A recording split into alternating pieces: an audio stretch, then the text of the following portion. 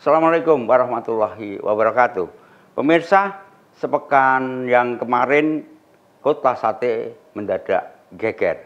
Kita saksikan drama protes yang unik, yakni aksi jalan miring yang dilakukan oleh seorang warga untuk menuntut keadilan tentang kunjungan kerja DPRD Kabupaten Blora yang dianggap tak efektif.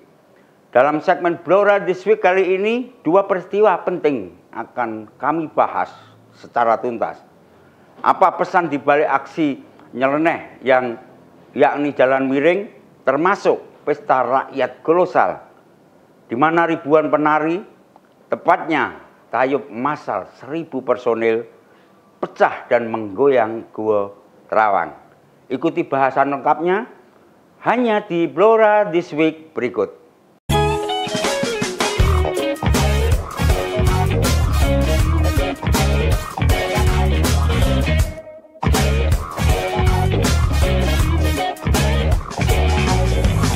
Berita pertama, gema tayub massal di Gua Terawang 8 November 2025 sudah lama digencarkan dan dinaung-naungkan. Ya, pemirsa Dinpora Putpar Blora cukup gencar mengkampanyekan helatan tayub massal di Gua Terawang Todanan sepekan sebelumnya.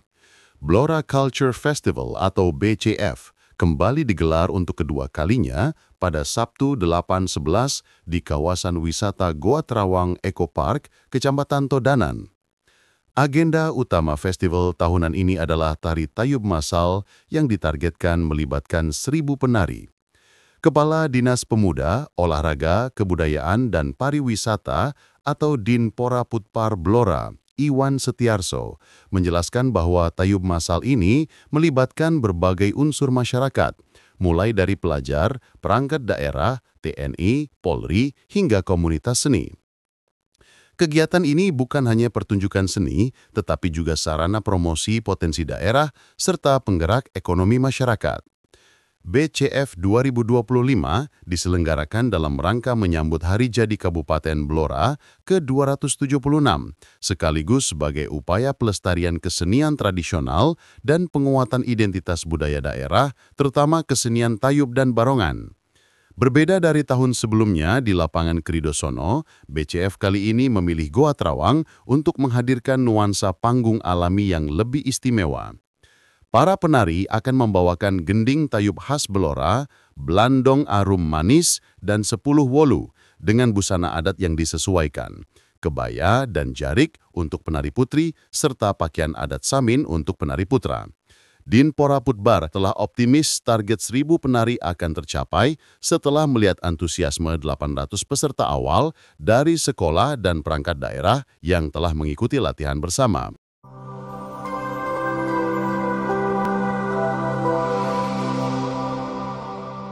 Berita selanjutnya, soal warga diminta untuk waspada tentang potensi bencana hidrometeorologi. Apa itu? Yakni bencana yang diakibatkan oleh aktivitas cuaca seperti siklus hidrologi, curah hujan, temperatur angin, dan kelembapan. Pemirsa, masyarakat diminta mewaspadai ancaman bencana hidrometeorologi di musim penghujan. Para pihak terkait pun mulai menyiapkan diri menghadapi potensi terjadinya bencana, seperti yang dilakukan di Mapolres Blora. Mereka menggelar apel kesiapan tanggap darurat bencana hidrometeorologi Rabu 5 November 2025 lalu. Di acara itu, aparat gabungan dari TNI, Polri, pemerintah daerah, dan unsur relawan di Kabupaten Blora menggelar apel siaga bencana hidrometeorologi. Apel yang dipimpin Kapolres Blora AKBP Wawan Andi Susanto ini bertujuan untuk mengecek kesiapan personil dan sarana prasarana dalam menghadapi potensi bencana di musim hujan. Kapolres Wawan Andi Susanto menekankan pentingnya sinergi antar institusi untuk penanganan bencana yang cepat dan efektif. Deteksi dini dan pemetaan wilayah rawan harus dilakukan.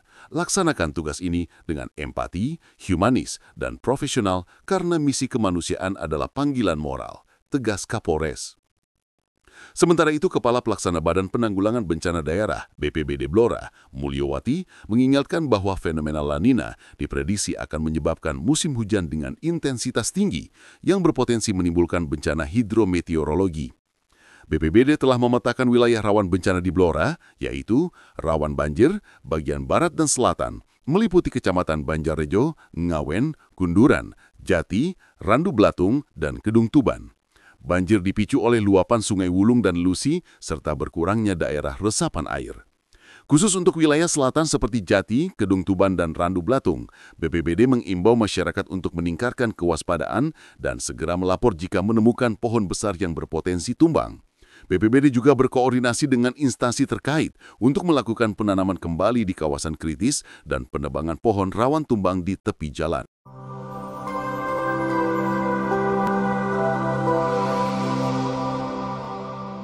Pemirsa, masih di Blora this week, ini yang menghebohkan. DPRD Blora dikerjai oleh seorang warga lewat jalan miring yang memprotes soal kunjungan kerja. Aktivis Lilik Yuliantoro menggelar aksi unjuk rasa tunggal dengan berjalan kaki miring dari alun-alun Blora menuju gedung DPRD pada Kamis 6 November 2025 sebagai bentuk protes terhadap kunjungan kerja atau kunker DPRD yang dinilai tidak efektif dan hanya menghabiskan anggaran daerah. Lilik yang tampil unik dengan terbungkus karung goni dan bertopeng robot memulai aksinya sekitar pukul 8.45 WIB. Ia menuntut agar anggaran kunker dialihkan ke sektor prioritas seperti infrastruktur dan pendidikan, serta mendesak agar hasil kunker didokumentasikan dan diumumkan secara transparan kepada publik. Sesampainya di gedung DPRD Blora pukul 9.30 WIB, Lilik tidak ditemui satupun anggota dewan. Ia sempat berteriak salam dan bertahan hingga 1 jam lebih di area DPRD. Aspirasi Lilik akhirnya diterima oleh Sekretaris DPRD Blora, Catur Pambudi Amperawan, sekitar pukul 10.30 WIB. Kami terima aspirasi dalam bentuk tertulis ini dan kami akan sampaikan ke pimpinan DPRD, ujar Sekwan Catur Pambudi. Sebelum ke DPRD, Lilik juga menyampaikan tuntutannya kepada Sekretaris Daerah atau Sekda Komang Gede Irawadi di kantor Pemkab dan Kepala Seksi Intelijen Kejaksaan Negeri Blora. Kepada Kejari, Lilik mendesak adanya pengusutan terhadap kunker yang berpotensi membuang-buang anggaran. Terpisah, Ketua DPRD Blora Mustafa menjelaskan bahwa ia baru tiba di kantor setelah aksi Lilik selesai karena menghadiri penutupan kegiatan TNI Manunggal Membangun Desa atau TMMD Sengkuyung Tahap 4 2025.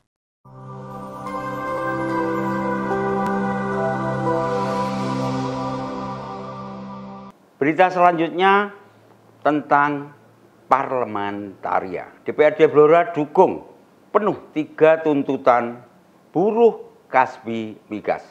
Pemirsa, Dewan Perwakilan Rakyat Daerah DPRD Kabupaten Blora menyatakan dukungan penuh terhadap 3 tuntutan yang disuarakan oleh buruh dari Kongres Aliansi Serikat Buruh Indonesia, Kasbi, Sektor Minyak dan Gas, Migas. Dukungan tersebut disampaikan Ketua DPRD Blora Mustafa saat audiensi di ruang rapat DPRD pada Kamis 6 November 2025. Ketua Kasbi Blora, Agung Pujo Susilo, menyampaikan 3 poin utama tuntutan, yakni mendesak pemerintah pusat dan DPR RI segera mengesahkan Undang-Undang Ketenagakerjaan yang pro-buruh. Kedua, segera diberlakukan upah minimum sektoral kabupaten, UMSK, di Blora. Segera dibayarkannya 1 bulan upah 251 buruh migas senilai 2,5 miliar rupiah yang tertunggak sejak tahun 2017. Menanggapi hal tersebut, Ketua DPRD Mustafa menegaskan dukungannya. Ia menyatakan akan segera mengirim surat ke DPR RI terkait pengesahan UU Ketenagakerjaan. Mengenai UMSK, Mustafa menyatakan DPRD siap bergerak memberlakukannya begitu terbit regulasi baru, yakni perubahan kedua peraturan pemerintah PP nomor 36 tahun 2021. Terkait tunggakan upah buruh migas, Mustafa berjanji akan mempelajari kasus yang telah menjadi isu nasional tersebut dan berkoordinasi dengan Bupati Blora Arif Rohman untuk mencari jalan keluar. Audiensi ini juga dihadiri oleh Kepala Dinas Perindustrian dan Tenaga Kerja di Pirinaker Endro Budi Darmawan. Kasbi menyebut aksi ini merupakan bagian dari gerakan serentak secara nasional.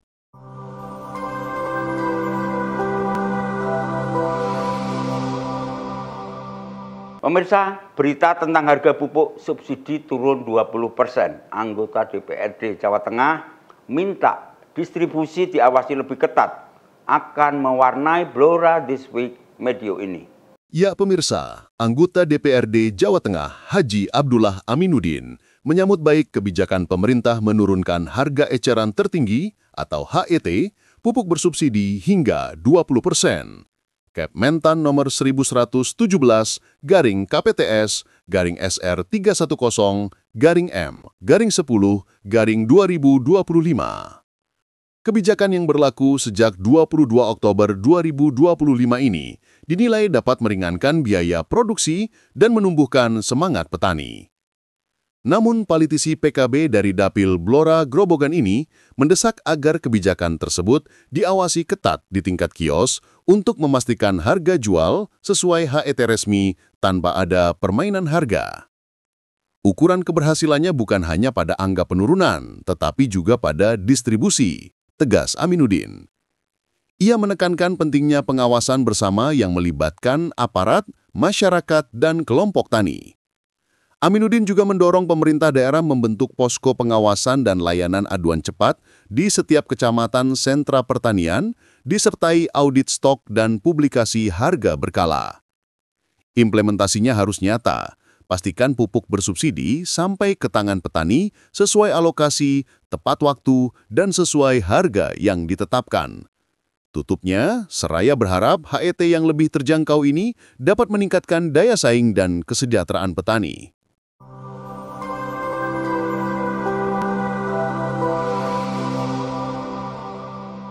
Berita selanjutnya, perkuat sinergi BPJS Ketenagakerjaan Cabang Blora, gelar CRM ke PT Gendis Multi Manis. Pemirsa, BPJS Ketenagakerjaan atau BP Jam Sostek Cabang Blora memperkuat sinergi dengan peserta melalui kegiatan Customer Relationship Management atau CRM ke PT Gendis Multi Manis atau PT GMM pada Senin 3 November 2025. Kunjungan yang dipimpin Kepala Kantor Cabang Blora Agus Suyono ini bertujuan utama untuk menyosialisasikan program manfaat layanan tambahan atau MLT, yaitu fasilitas pembiayaan perumahan bagi pekerja. Kunjungan CRM adalah komitmen kami untuk hadir lebih dekat. Kami secara khusus menggencarkan sosialisasi program MLT, yaitu fasilitas pembiayaan perumahan yang bisa dimanfaatkan oleh seluruh karyawan PT GMM, ujar Agus. Program MLT mencakup skema kredit pemilikan rumah atau KPR, pinjaman uang muka perumahan atau PUMP, hingga pinjaman renovasi perumahan atau PRP dengan suku bunga kompetitif. Agus menegaskan, fasilitas ini merupakan nilai tambah untuk meningkatkan kesejahteraan pekerja selama masih aktif bekerja. Selain MLT, BP Jam Sostek Blora juga mendorong karyawan PT GMM untuk mengunduh dan mengaktifasi aplikasi Jam Sostek Mobile. Aplikasi ini memungkinkan peserta untuk cek saldo jaminan hari tua, pengkinian data, dan mengakses informasi program secara mandiri. Kami ingin pelayanan yang lebih transparan dan efisien. JMO adalah kantor BP Jam Sostek dalam genggaman, tutup Agus. Seraya berharap pekerja di Blora dapat memanfaatkan program MLT dan JMO.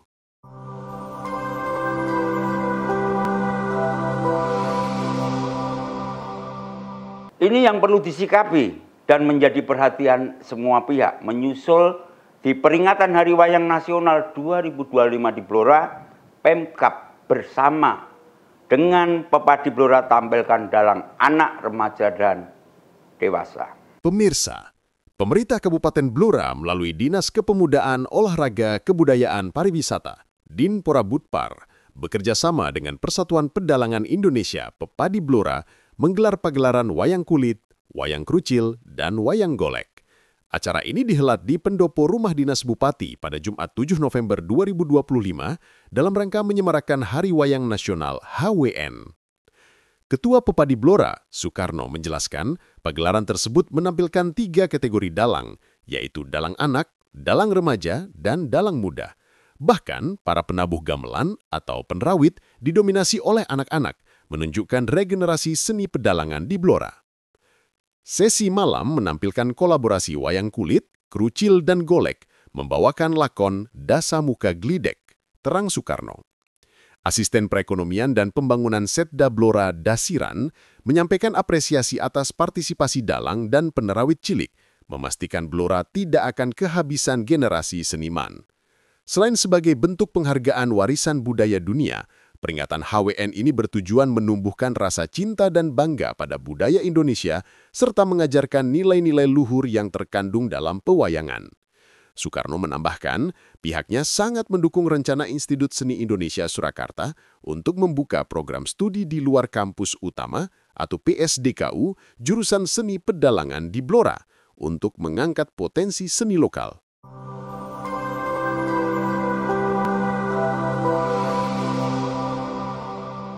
Pemirsa, mengakhiri perjumpaan kita di Blora This Week dengan berita Tari Tayub 1000 Masal meriahkan Blora Culture Festival 2025 di Goa Terawang Eco Park. Iya, ribuan penari dari berbagai elemen, mulai dari OPD, TNI Polri, organisasi wanita hingga pelajar, memadati Goa Terawang Eco Park, Kecamatan Todanan pada Sabtu, 8 November 2025 sore, untuk menampilkan tari tayub massal. Kegiatan spektakuler ini merupakan salah satu puncak acara Blora Culture Festival BCF 2025. Mewakili Bupati, Asisten Pemerintahan dan Kesra Sekda Blora, Agus Puji Mulyono, menyampaikan apresiasi atas kolaborasi berbagai pihak dalam melestarikan dan mempromosikan potensi daerah.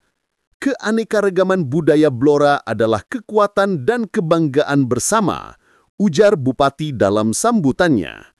Kepala Dinpora Budpar Blora, Iwan Setiayarso, menyatakan tayub massal ini adalah wujud nyata pelestarian budaya khas Blora. Sementara itu, Ketua Dekranasda Blora, Hajah Ainiah Salihah Arif Rohman, menekankan pentingnya tayub massal untuk mempertahankan eksistensi budaya sekaligus mendukung pengembangan wisata. Ia menyoroti pencapaian Goa Terawang yang baru saja meraih penghargaan Wonderful Theme Park Impact Award 2025 di tingkat nasional. Pemerintah Kabupaten Blora berharap konsistensi inovasi BCF ini dapat membawa acara ini masuk dalam jajaran Karisma Event Nusantara Kemenparekraf yang akan semakin mengangkat Blora sebagai kota budaya. Rangkaian BCF 2025 sendiri mencakup lomba tari kreasi, SD atau MI, dan SMP atau MTS, penampilan musik etnik Suara Nusa, tari Narakera, hingga pertunjukan barongan. Ya pemirsa, kita telah menyaksikan bagaimana dinamika politik dan kritik menyala di awal pekan.